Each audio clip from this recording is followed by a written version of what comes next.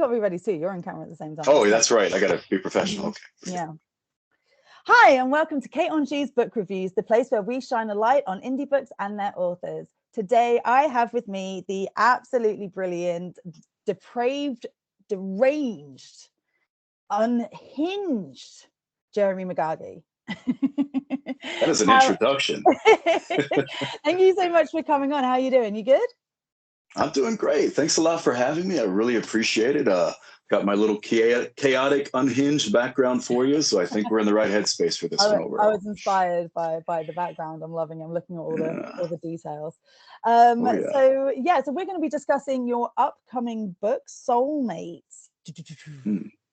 So as always with these things, I like to get my guests to just introduce themselves and just let us know a little bit about what you're about, just, you know, apart from being unhinged and depraved, or including, you know, and also just to give like a little brief summary of Soulmates. Just let us know a little bit about what it's to do with. Absolutely. So my name is Jeremy Megargee. I am a horror author that's based in the Appalachia region. I've been writing for quite a few years now, and all of my stuff tends to delve into a very psychological, almost trauma exploration sort of a direction. I've written so many eclectic, unusual short stories in my day. I'm a big short story guy, so I submit a lot to anthologies. So I've got a pretty good backlog there. A lot of my stuff is self-published, but now I'm leaning into working with a new publisher, which I'm super excited about. It's Curious Corvid Publishing. Soulmates is coming out via those guys. Appreciate the love there.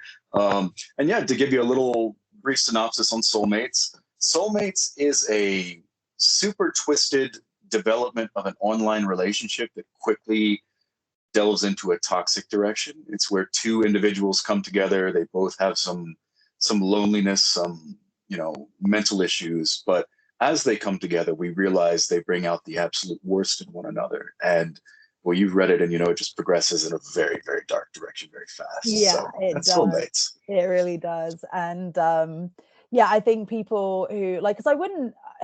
It obviously it has like romantic themes, and it is a dark romance, but it's not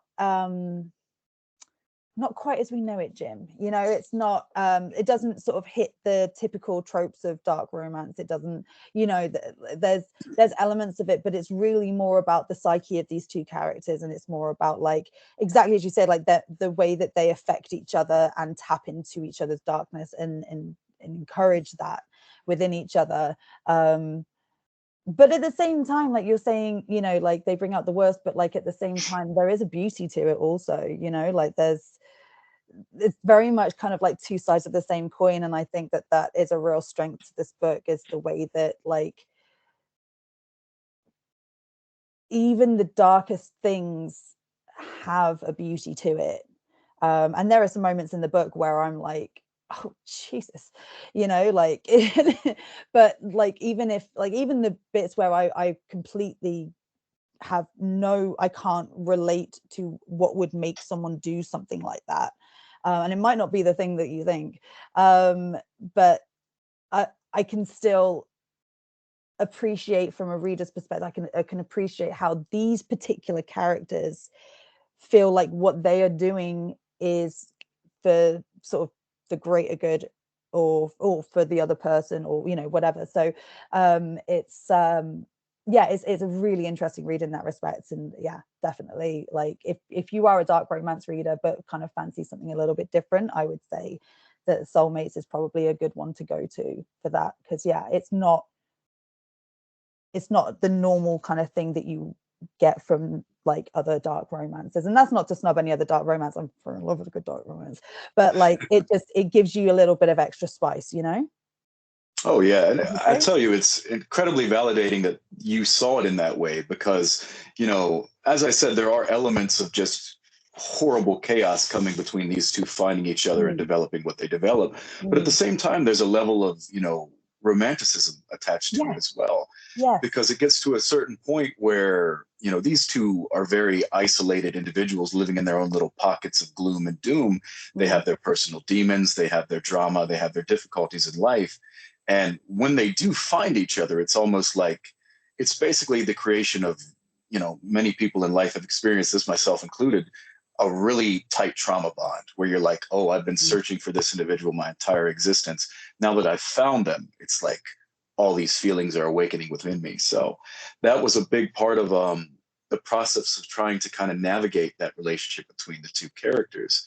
And yeah, it was a fun little vibe for me, and just finding a way for them to interact and kind of really bring out so much emotion in one another. So Yeah, no, definitely. And so is that something then that, like, you sort of mentioned that that's an experience that you've had in the past? Is there, I mean, I know that, like, with writing, it's quite common to sort of, bring what you know, and they say, write what you know, but is there quite a lot of sort of your experience and things in this book then? Or is that just oh, something that you do wholeheartedly. with your writing?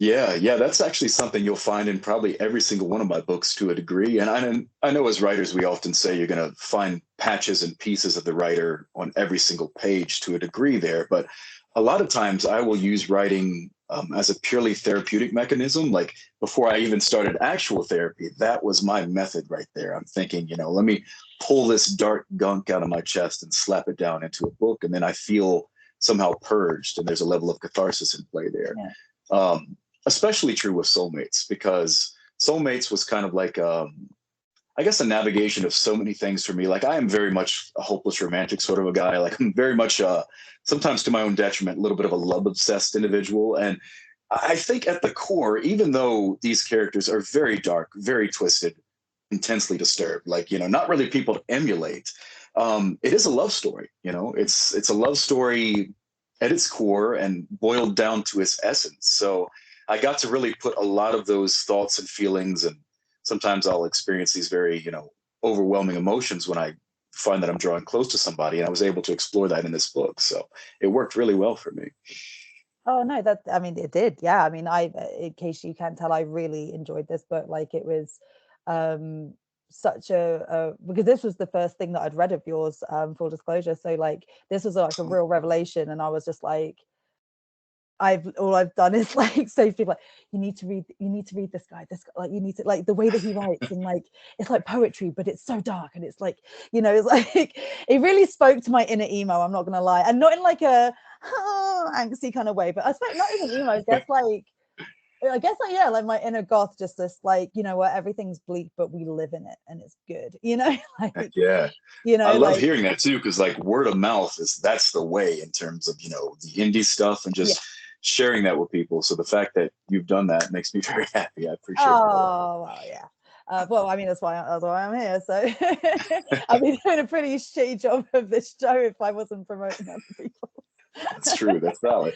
But no, I only sort of recommend stuff that I genuinely enjoy, and like, yeah, no, for sure. Like, I mean, to be honest, I was promoting your stuff anyway, just because we are pals. But now I feel like I'm validated in recommending, like, hey, guess what? It's actually good.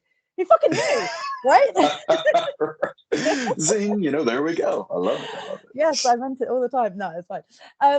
So yeah, like, obviously we've talked about how these characters are very dark. They bring out the worst in each other, and that is definitely to like an extreme.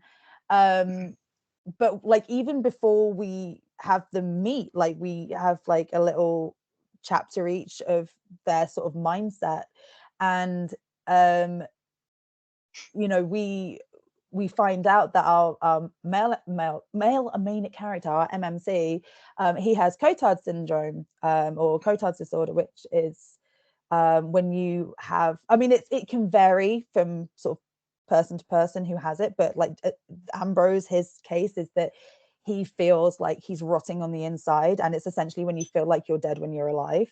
um, Right. and it's a very real, very intense disorder, that is rare, but it does happen. And I just wondered, like, what did make you write? Because I've heard about it, but I've never read about it like this. I've, like, outside of a fact book, I've never read it in fiction. And so what was it that sort of turned you onto that? And I imagine that you had to do quite a bit of research. Like, tell us a little bit about that process. Absolutely. So we can fully blame TikTok for this because I was scrolling, We can late at fully night blame TikTok sometimes. for everything, let's be Oh, honest. absolutely. Let's just play the total scapegoat in this situation. One night I'm just, I'm bored and I'm doom scrolling on TikTok, and I happen to see a video about, I'm talking like old school psychological disorders. We're talking, like Victorian era, way back in the day when Right. mental health as a whole was more so like, medieval torture. And I Mm, remember seeing a little clip about Cotard's delusion or, that whole thing. And I was just curious about it because it gave like minimal details there. So I did that deep dive research rabbit hole that we talked about. And the further down I get, the more fascinated I became because it just goes deeper and deeper. And you find out all these attributes about a person going through life feeling that they are legitimately dead. Like it leads to apathy, it leads to deep depression. You don't really have any desire to, chase life, experience things. Ambition sort of just fizzles out completely. And I thought to myself, what would a character like that even be? Like, how could they navigate the world? How could they interact with others? So a big part of Ambrose, I think, and you'll see this in the early chapters when folks read it, there's a lot of nihilism in play there. He kind mm, of just bed rots in his room. He doesn't really experience the world a whole lot. Um, and those are the early introduction phases of what Cotard's delusion can do to a person. And yeah, I just thought it was a terrifying thing. Like, imagine going through life thinking that you are rotting, that you are dead, that you are essentially just a corpse with absolutely no legitimate life flaming within you. So that would suck. yeah, it would suck, wouldn't it? Uh, And yeah, no, it's sort of because I obviously like I knew known a little bit about it, and then when I was reading I was just like, okay, I need to like look at this up a little bit more.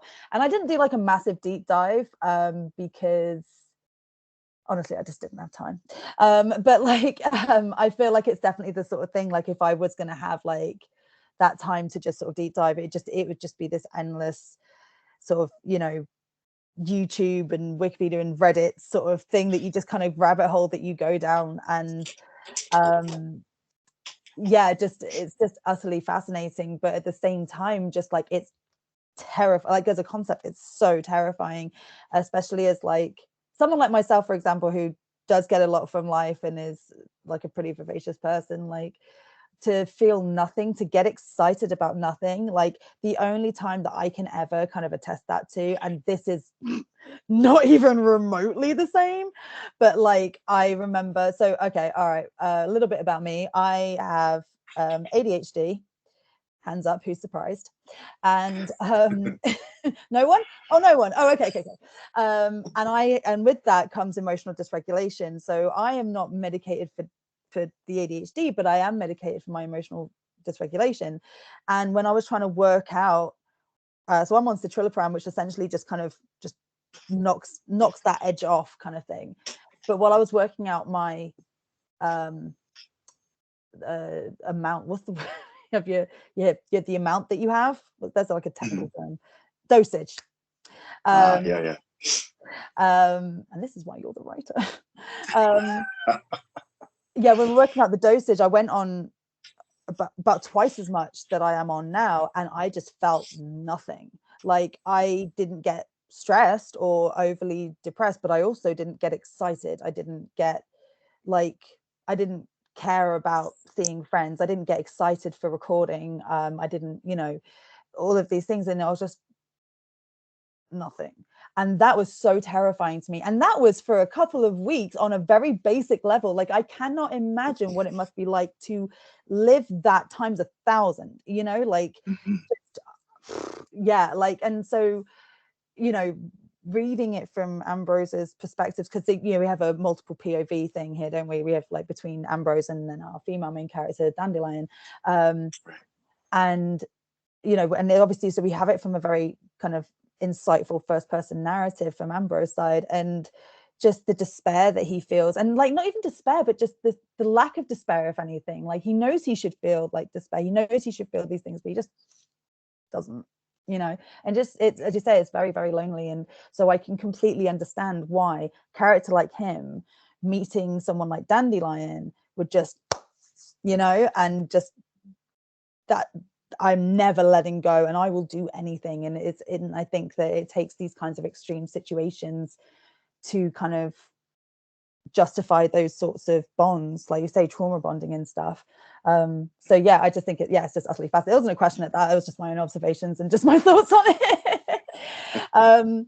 So yeah, so like, I mean, is writing about mental health, I mean, is that of particular importance? Because I feel like, you know, there is a lot more awareness of mental health. You know, we're not doing Victorian days sort of torture chamber stuff. I mean, kind of, you know, most part anyway.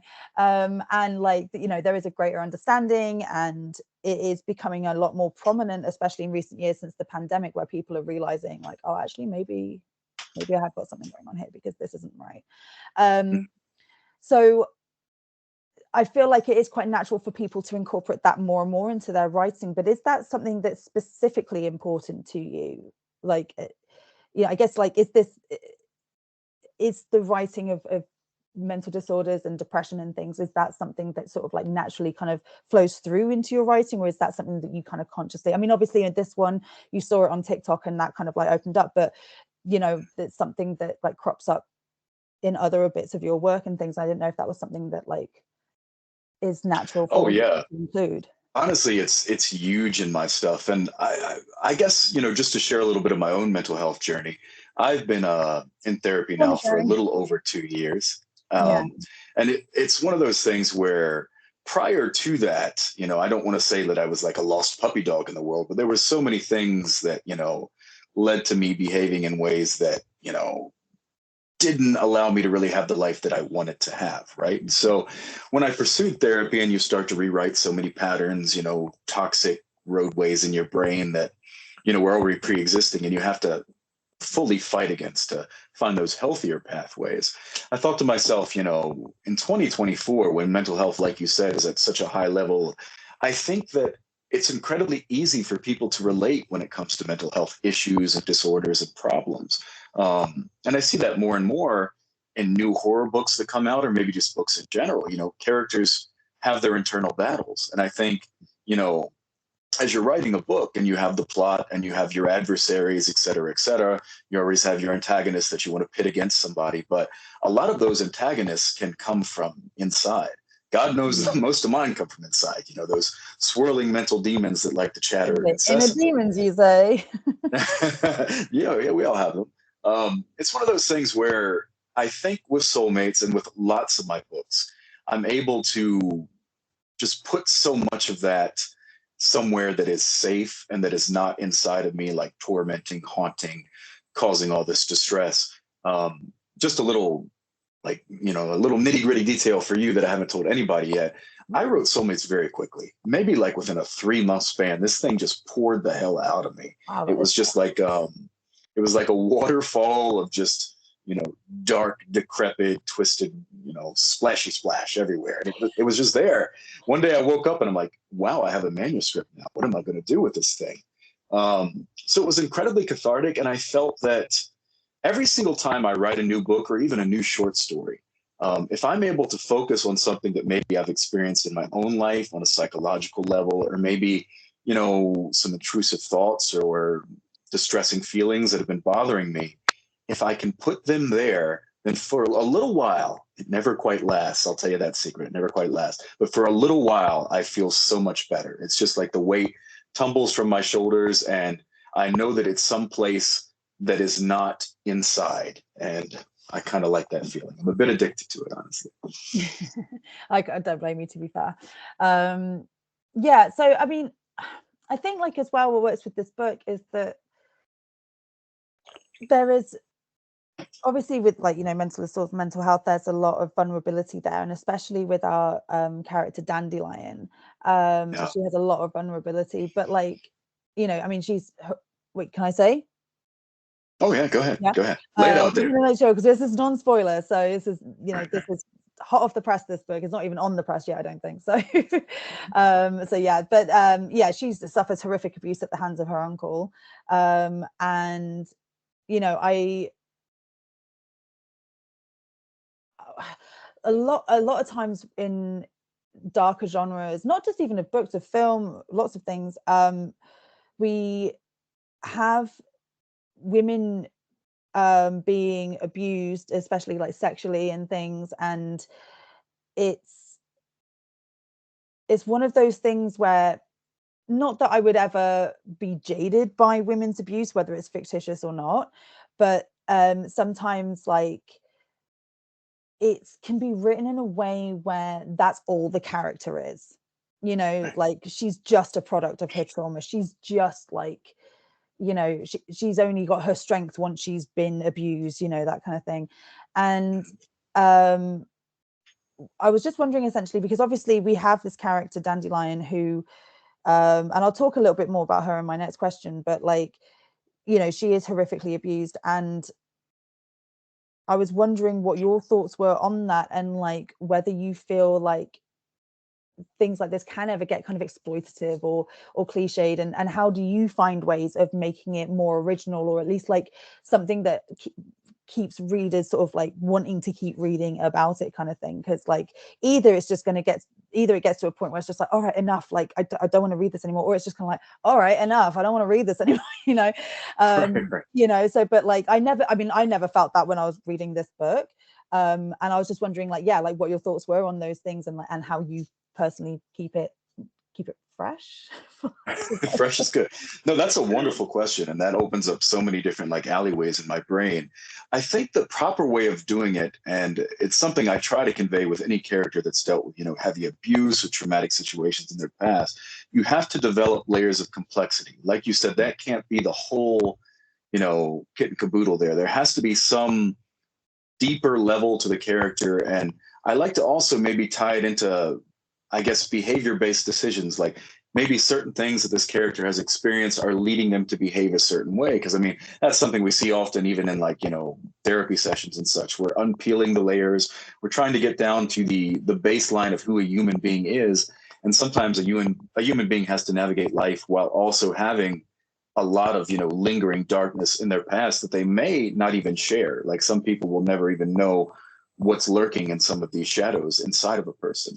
So I think, you know, the thing about soulmates in general, and since you brought that up, there is a lot of abusive elements coming into play in soulmates. Like at certain points, they almost develop a mutually abusive relationship where they're just pushing each other to do this or do that.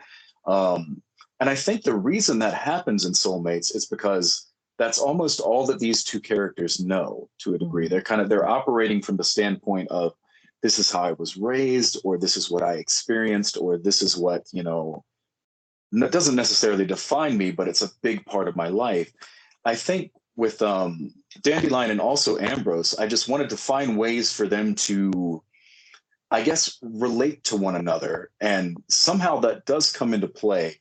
But I think in fiction as a whole, it has to be done correctly. You don't want to just lay that on so thick that it completely, you know, destroys the reader experience. And I hope that I didn't do that in Soulmates. I think I tried to find a happy medium with it as it reaches kind of that crescendo at the end. But that is a really good question for sure. I just want to, I keep hearing like a little popping, like little crackling.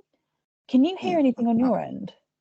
No, I don't hear anything. I don't know if it's my earphones or interview not. that I did for another show, it was such a fucking nightmare because it just kept, it wasn't as bad as anyone, sorry, it wasn't, this isn't anywhere near as bad as that one. That was like to the point I had to put a fucking disclaimer at the beginning of the episode. Oh God, it was a nightmare. But I just, you can't hear anything. Let's see. No, I'm not hearing anything right now. No. I don't know if it might be my earbuds or I'm not too sure. Possibly. I don't know. Are you hearing it right now? No, I didn't know, like when you're moving, are you tapping anything? Oh, no. It might be my chair. Let me try and stay a little bit more still, because I bet it's like the wheels on my chair kind of shimmying around a little bit. It just sounds like a little, like a static pop, and I'm just like, I'm worried that it's going to pick up on the recording. Oh, I hope not. It's like, it's not too bad. It's just like, it's just, I'd obviously rather not have that because it's, you can't edit it out, unfortunately. It's like just my tried. Boy, have I tried. But like, yeah, okay. No, it seems to be fine now. So yeah, I don't know. Like, stay still. I'm gonna be still zone here. No, it's like, I've got ADHD, as if I can like. Okay, right. Okay, I'll put do I? No, I've got a sec actually. Do I want to ask you that first, or?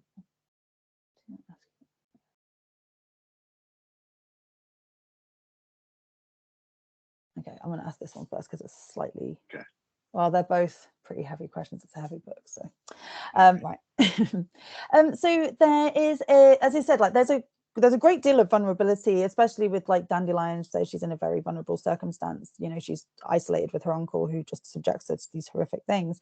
But it's not just our main characters. We have these other little characters that pop up, and the flip of this is, I suppose, is that we see our main characters take advantage of these either vulnerable or certainly innocent people. One of them is genuinely considered a vulnerable person. And I'm not going to say sort of like what happens or anything, but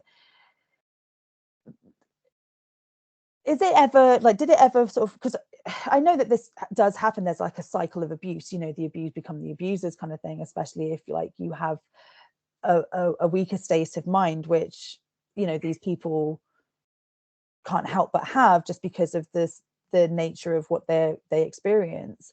But like, do you ever wonder, because I mean, again, with dark romance readers are not like short of their main characters doing appalling things. Mm-hmm. In Oh, fact, you're right. that's kind of the point.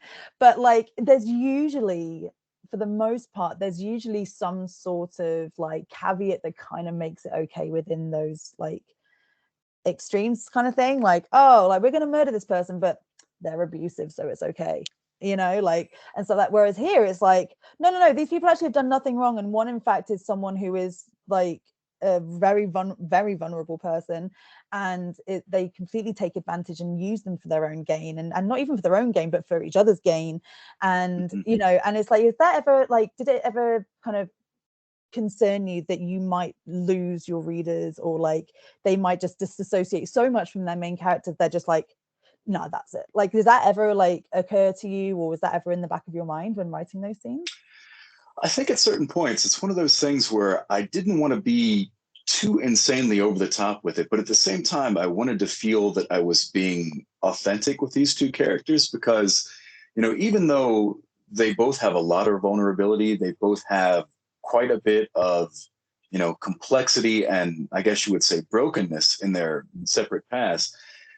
At their core, they can also be pretty deplorable at certain times. And like we talked about, they really bring that out in each other. And as it rises and rises, they cross more and more lines. So I'm hoping that readers will see it from the perspective of, you know, there's something about these two that is pretty horrendous and atrocious. And just, especially with Ambrose, in that particular scene you're talking about, with Ambrose and Cotard's delusion as a whole, I wanted to play with the idea of just morality not even existing in Ambrose. You know, he's almost like an empty vessel. He is a void within a void.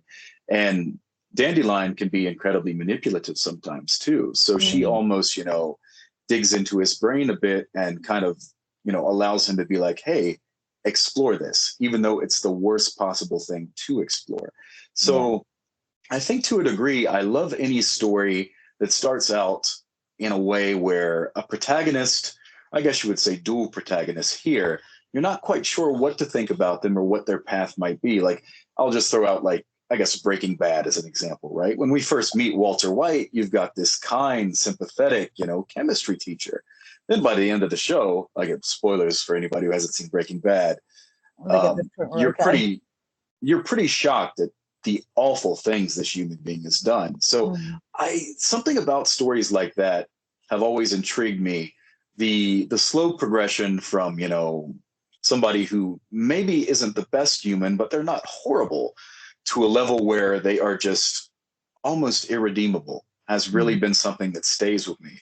And I feel like in fiction we can explore that in a very safe way. So again, I didn't want to be like overly thick with that, but at the same time, I wanted to be true to those characters, you know, and what they bring to the table.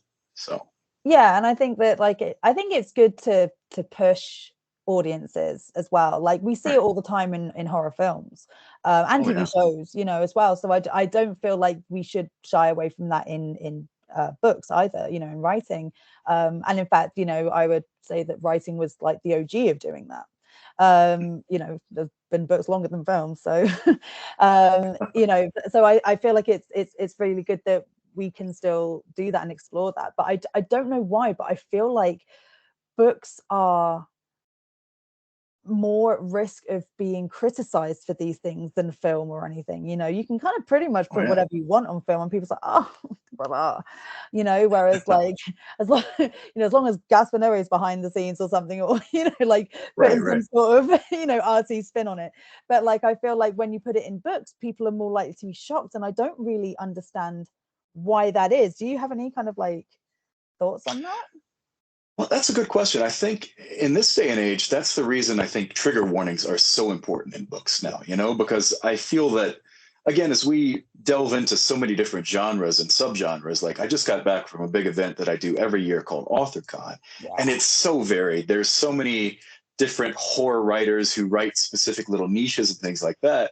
And something that's very popular right now, and, you know, I guess popular, but also is getting explored on a deeper level is Mm. extreme horror and splatterpunk, which basically those genres are completely just, you know, off the rails with the violence, the disturbing content, the Yeah. shocking stuff.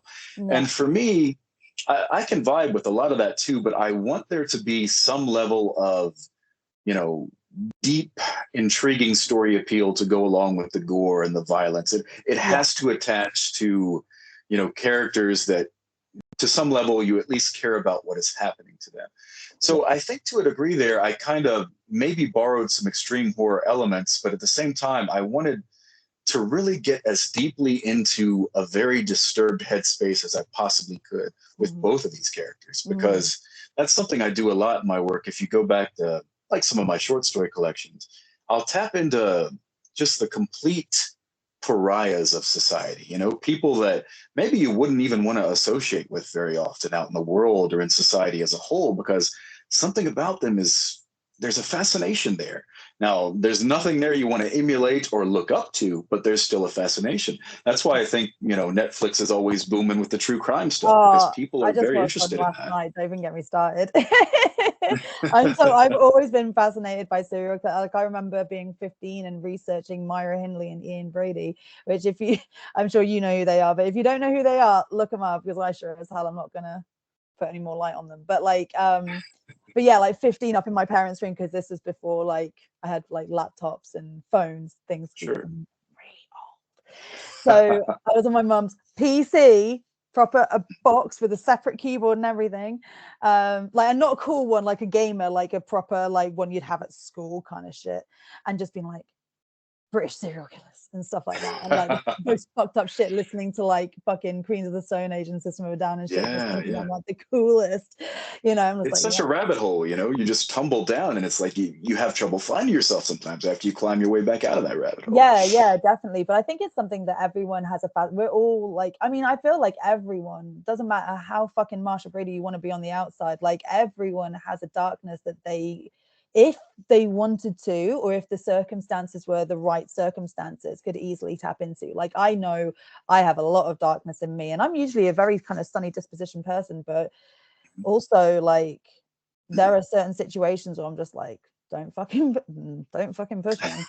Like, you know, like usually when it comes to my loved ones, I get very kind of mama bear, but like yeah, like that, I think that that is why horror movies, true crime documentaries, stuff like horror books, splatterpunk, all that kind of thing is appealing because it, as you say, it allows us to tap into that darker side of ourselves, but in a safe environment where we're not going to jail for it, which is always Right. a And that's plus the in key my right book. there. That's the key. I mean, either that or just don't get caught, you know. Yeah, you know. But no, it's interesting what you say because I'm exactly the same when it comes to anything extreme. I'm like, all right, okay, cool, we've got this extreme, whatever's going on. But if it's just for the sake of it and if it's just purely exploitative, then it doesn't interest me at all. Like there's someone on the Facebook page of this show who has started getting into splatterpunk and things, and they actually had a DNF because it was just like, there's no point to this. This is just shocking for the sake of shocking. And it got to a point where it just crossed a line for him. And he was just like, no, and he is a gorehound. He is a horror freak. You know, he is like he's another horror movie. I have a horror movie podcast, and he's also a horror movie podcaster. Oh yeah. And yeah, and like so he, you know, he's not like sheltered from it at all, and like but he's the same, and like if it hasn't got something else going on, then why the fuck do I care, and why am I reading this, because this is Oh awful. yeah. And I think that what, you know, soulmate, bring back soulmates, I think what this book does so well is that even though these characters like are deplorable sometimes, like there's still that fascination that we lock into, and they are still people who weirdly we still root for. Like I still rooted for them when I was, oh, you know, like, and it gets to like the kind of climax scenes and everything, I was just like, come on, come on, come on, you know, and all this, you know, it's and I don't know why. I guess this just comes down to your good writing, is all I can say. Is all I can say. But yeah, and I feel like as well, you know, they, as you say, they push each other's limits. I mean, Jesus Christ, this is like, you know, kink power play to the extreme. Oh, you're 100% right about that. Yeah. Right. But what's interesting though is that neither of them, I would say, are the more dominant. I feel like they both hold their own, and there's not even like a switch dynamic. I would say, like, it's not like, I would just say that they're literally like even playing fields of depravity and like power. They work in different ways, sure, but like, you know, and there are occasions where like one of them might like want the other's approval or want the other's forgiveness or want the, you know, but it's never to a point where that the other one is like dominant, if that makes sense. It's just like they've reacted to something in a way the other one wasn't expecting, and you know, and they're not happy with that reaction and they feel kind of a way about it. You know, but it's not done like I'm gonna punish you, or I'm gonna, you know, do any of those things. And I feel like with Dandelion, like even though she's, you could consider her being like one of the more meeker character out of the two, like she really holds her own. And you know, and I feel like if it weren't for years of systematic abuse just sort of wearing her down, I feel like actually she would probably be a total fucking powerhouse in every sense of the word. I feel like she's been worn down, but there are glimmers of her true nature. And she definitely, you know, even when things like holding her own with Ambrose, she dyes her hair rebellious colors. There are things that she gets off on, when it comes to like her creativity, when it comes to challenging Ambrose. Again, I'm not going to say, but there are some pretty hairy moments. And yeah, and I feel like that's a really, again, that's really interesting dynamic, because normally it's one or the other, or at least a switch dynamic in these things, but this was very kind of level playing field. And is that, again, is that something that was intentional, or is that something that just sort of naturally happened, that the characters just they unfolded that way? Well, I love that you say that. And to be fully honest with you, I didn't intend for that to happen. I just kind of, as I rolled with it a little bit, I noticed they were just finding their own voices, and specifically how they interacted with one another. This is the way I'll equate it, though, the way that it came out for me. It's almost like two ambush predators encountering each other in the wild there. And they both know what one another is capable of. So it develops this very twisted sense of balance between the two. Like, you know, they are both fully aware of the capabilities of one another, and I think they respect and admire those capabilities. Like they kind of hype each other up throughout the entire book, you Yeah, know. they're very supportive. Oh yeah, of course, in all the worst ways. But it gets to a point where, you know, either Ambrose is cheerleading Dandelion to just do these abhorrent acts, or Dandelion is pushing Ambrose to, you know, just go further and further and further. And I think it, in essence, this is strange to say, it draws them closer together because they experience these awful things as a union. And, you know, when you go through these things together, and again, I can't spoil the ending, obviously, because I'm the writer and I want readers to experience that for themselves. But you get to a certain point where they have this moment together that is irrevocable. It's a moment that will tie them together forever. And one thing I'll just tell you really quick, just based on like inspiration for this one, is I was a big fan of the true crime case involving Gypsy Rose Blanchard. I don't know if you're familiar with that one. Yep. Yeah. So that was insane for a while. And there were documentaries, there were shows about it, yada, yada. But what really jumped out to me were the chat logs between her and this boyfriend that she found online.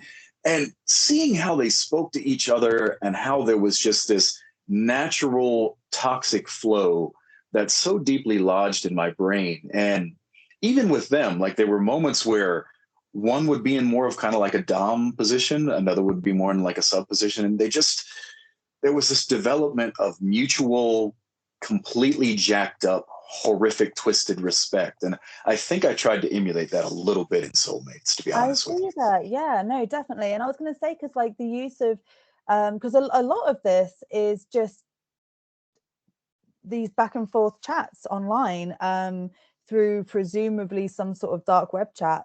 And, you know, and it was quite an interesting thing to me because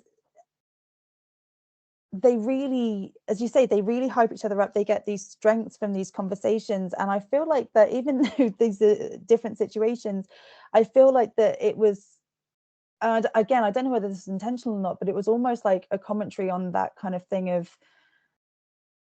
like, not keyboard warriors, but just having that confidence of when you're online, of it's just online and things. And at one point when they're discussing what they want to do, there's a moment from Dandelion where she sort of second guesses and she's not sure. And again, it's that thing of like, you know, that bravado that you can have online and things, and then actually when it comes down to it, like, oh, actually no, sorry, I didn't mean that. You know, and I didn't know if that was an intentional thing, but it's just sort of like, especially because there was, you know, I feel like the dark web is kind of just like in the background of this book, like, you know, even Mm-hmm. though there's only maybe one or two bits where it's kind of like referenced, it's always kind of there. It's very kind of seedy, very insidious kind of energy, and it's almost like the devil on their shoulders just sort of whispering in their ears, encouraging them to get further and further. But again, I kind of feel like even in the most sort of frivolous ways of just being dumb on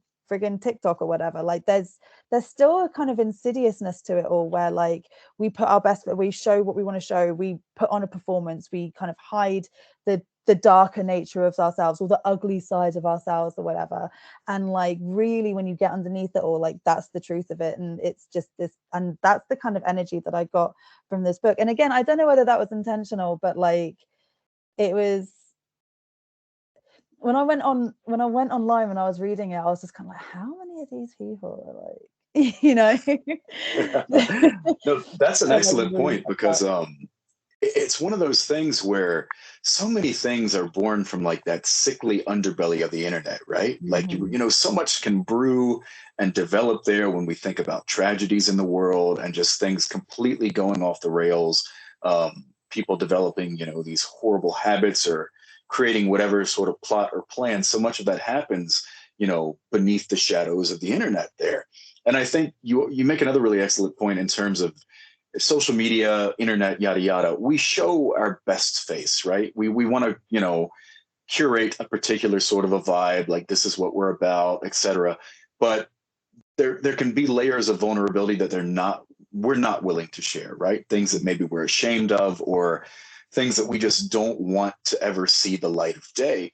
I think for Ambrose and Dandelion, it gets to a point where a lot of it is pure fantasy. They're talking about fantasy. They're talking about things that, you know, they're hyping up in their own heads. But at a certain point, and I don't know if either really notice when it happens, that fantasy bleeds fully over into reality. Mm-hmm. And once that happens, I feel that there's no taking it back. You know, it just steamrolls ahead and it just gets worse and worse. And when they finally meet face to face, it's almost like they forged, you know, some sort of a soul bond with each other. And, you know, there you go. So, Yeah, no, definitely. Want to sort of switch, switch, sort of like topic here, but don't worry, still be talking about soulmates. But like, you know, I mean, you mentioned that you live in, I want to say Appalachia. Is that how it's pronounced? Yeah. It I'm out is. in West Virginia. I'm kind of like right It's along the great. tip. So I get to have some wilderness vibes, but at the same time, I'm pretty close to like DC, Baltimore, bigger cities. So Right, I right. get the best of Appalachia without being truly isolated by Appalachia. So Appalachia. I knew there's. I'm in a group chat and like there was this thing where someone said a reel that everyone pronounces it wrong, and they all say Appalachian. And I'm like, I know that's not right, but I also cannot remember what it is. Appalachia, right? I will try and remember that. And like yeah, so with like within this book as well, like nature is actually very prominent. It's quite a big element, and like, and I what I noticed is how every time Dandelion, I mean, it's kind of apt that her name is Dandelion. Every time she's in nature, she she that's where she feels most confident, you know, mhm. like when she's, you know, surrounded in dirt, when she's in the forest, when she, you know, when she's I mean, to be honest, it probably could just be whenever she's out of the fucking house, um, which would make sense. But Yeah. like it's, you know, it's obviously like, and I mean, Jesus Christ, anyone who follows you on social media will know how important nature is to you and like Mhm. how much you get from that. And you know, you and I definitely very much vibe on that same thing. And Oh yeah. you know, like what, because you know, you've mentioned that you talk a lot about Appalachia in your books and writing. Like how um like how, what is that process then of like incorporating that into your work? Like is that something, again, is that something that you consciously do? Is that something that like, again, it's like write what you know, and that right, okay, well I want to write a scenery, well I know what this is like and I know how to describe this, so this will naturally come in. Like what is your process? Well, I mean, to be totally honest with you on that, Kate, and I don't think this will come across as a little secret, but we'll pretend that it is. I think that bleeds through me into my characters, particularly Dandelion in this instance. If I'm in like a wilderness setting, if I'm just hiking through the woods or I'm just, you know, out and about in nature, I feel fully confident. I feel fully in control. I'm like, this is my place. This is where I belong. This is my vibe. Now, you put me in the middle of a room of human beings, like a big social setting, maybe some of that starts to dissipate a little bit, to be honest with you, because I Mm, am I kind of grew up that way out here in Appalachia, kind of a little bit of a solitary existence. Your imagination really builds and, you know, I think develops to the degree where you don't go through a lot of your life feeling those terrible pangs of loneliness because you're kind of content just being in the wilderness or experiencing the wild. Like even today, if I'm, you know, climbing to the top of a mountain, I'm very happy. You know, that's what brings out happiness in me. But I always struggle a little bit in the larger social situation. So I think for Dandelion there's a particularly spicy scene that I think you might have referenced there in terms of her finding her confidence and just feeling fully her in that mhm. environment. And from the very moment that scene starts to the moment that it ends, Dandelion is in control. I mean, Yeah, she's literally, you know, orchestrating every single detail of that interaction. And again, I think maybe that's me bleeding through where here in Appalachia, we are a very isolated region. And like I told you, I'm lucky to be in a part where I still has access to cities and things like that. But if you go deeper into the heart of Appalachia, I'm talking like the coal country portions of the state. There's so much rural decay. There's you know, folks that are very much in their little pocket dimension. And I don't know. I think you know you can't really take the Appalachian out of me. It's always going to be there. Even if I were to relocate at some point in the future, Appalachia is it's in my soul. You know, so mm. it comes out in my characters. Oh nice, no definitely, I mean I definitely see that in this book. And as I say, like, I mean, I only know you through sort of social media, so you know, and what you put out there. And I mean, to be fair, like talking about like, you know, put our best foot forward and stuff, I feel like you are very genuine on social media. Like I definitely get like a vibe of who you are, and that whole like nature, forests, you know, getting down in the dirt, like that is very you. And yeah, it's why I was just wondering, because it is like a very prominent sort of theme in this book. So yeah. So there's one thing I want to ask you about, and I've been wanting to ask you. I was like, Sure. right, I'm going to ask you in the interview. All right. Because if I wasn't doing this interview and I was just reading your book, I'd have just popped you a DM and be like, right, bro, answer me this. So Soulmates, as we've pretty much established, it's not a fantasy. It's like a gritty, dark romance. You know, if we're going to call it like a romance, it's very gritty. And despite that, there's one scene that almost reads like something out of a Stephen King book. Okay. And I'm not gonna talk about it too much because again, don't want to go on spoilers, but like Ambrose essentially he meets the kind of what he reminded me is like, you know, a harbinger. And not necessarily of death, but he's pretty ominous, and the way he's described is something otherworldly is all I'll say. Right. And there's this sort of like indication that maybe he was imagined, but I kind of don't feel like he was. And again, I don't want to spoil anything. I don't want you to spoil anything either. And I have a theory. I have a theory, but that's going to remain mine and yours. Want you know out off air because I kind of want to see if I'm right. Just for my own ego. Mhm. But I wondered what made you put this scene that has kind of a supernatural element in what is otherwise quite a grounded novel. Like, what? That is a really good question. And honestly, I don't know if I'm such a pantser when it comes to writing, to be honest with you. I barely ever create any sort of a firm structure. I kind of just I wing it as I go. And I always have some sort of a skeletal plot in mind, but emphasis on skeletal. It is just like very minimal, right? So I got to that scene and yeah, I know the exact one you're talking about. I think Ambrose is at a point then where he is intensely vulnerable because he's traveling in a way that he has never traveled before to meet somebody that he has never met before. Um, and self doubt really starts to manifest in his mind. And we're at a point in the story there, and this isn't really a spoiler, so I'll kind of throw this out there. Ambrose changes a lot as the book continues. You know, he starts out as this very apathetic, empty vessel of a man. But through Dandelion, he starts to feel things a little bit more. He starts to, you know, have these emotional awakenings that become more and more intense and powerful. And I think I was trying to lean him more and more in a human direction the further along I went. Because when we meet Ambrose, it's like alien terrain, right? There's not a whole lot to relate to there. It's just, there's obviously the disorder, but there's just so much that's barren when it comes to Ambrose.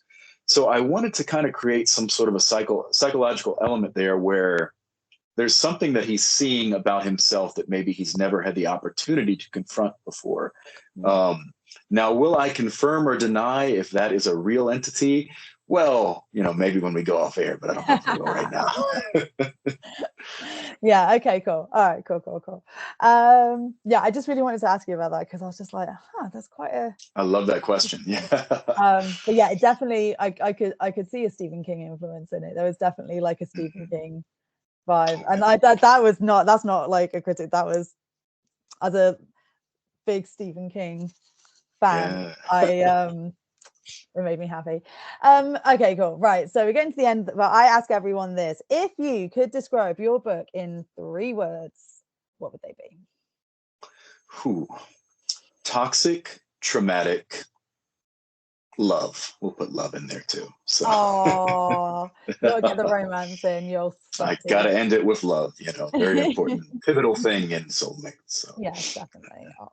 Well, yeah, I mean, thank you so much for coming on, Jeremy. This has been an absolute blast. That is all my questions. I just wanted to say if you have anything that you want to put, let us know when Soulmates will be available, if there is a release date, or kind of when there might be, because it is very, very early days. And yes, like pimp your other stuff and where to find you on social media. Just go nuts. The floor is yours. yeah. Well, thanks so much, Kate. I enjoyed the hell out of this.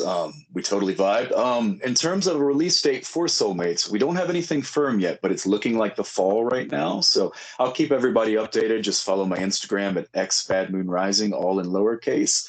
And in addition to Soulmates, I also have another novella releasing to the same publisher, probably sometime a little bit later this year too, called Crown of Carrion, which is a different story. It's about this rogue werewolf that's excommunicated from a peaceful pack in the Appalachians, and a very different story. So if you want a little bit of a palate cleanser after Soulmates, maybe you can turn to Crown of Carrion.